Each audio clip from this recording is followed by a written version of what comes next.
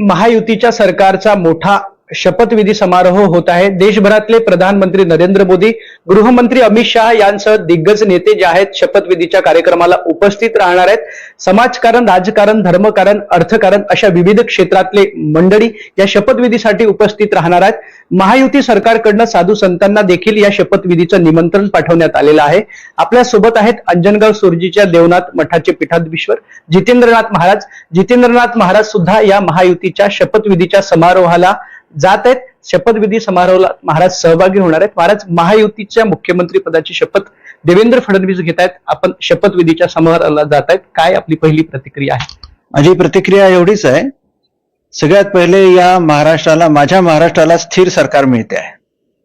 दुसरं, स्थिर सरकार चालवणारे जे त्रिमूर्ती आहे हे सुद्धा अनुभवी लोक आहे। तिसरी गोष्ट मी याला प्राधान्य देईल की साधू संत आणि धर्म क्षेत्रातले सुद्धा लोकांचा सहभाग हा देवदेश धर्म चालवण्यामध्ये असतो, त्यांची कदर या सरकारने केलेली आहे। आणि चौथं म्हणजे हा महाराष्ट्र माझ्या छत्रपती शिवाजी महाराजांचा आहे, हा महाराष्ट्र ज्ञानोबा तुकोबारायांचा, एकनाथ महाराज, देवनाथ महाराजांचा आहे।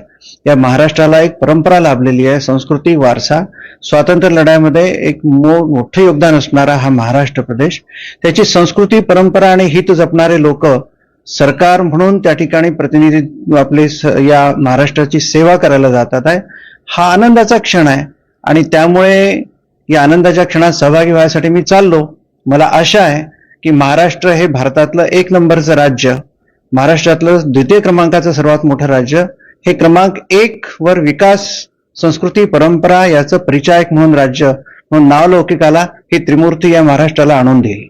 नक्कीच हे होते अंजनगाव सुरजीच्या देवनाथ मठाचे पीठाधीश्वर। महाराष्ट्र धर्म वाचवावा आणि अनेक देवधर्म राष्ट्रकारण प्राधान्य देणारं सरकार आहे अशी प्रतिक्रिया जी त्यांनी दिली आहे। कॅमेरा पर्सन अभिषेक सह शुभम बायस्कर, NDTV मराठी, अमरावती।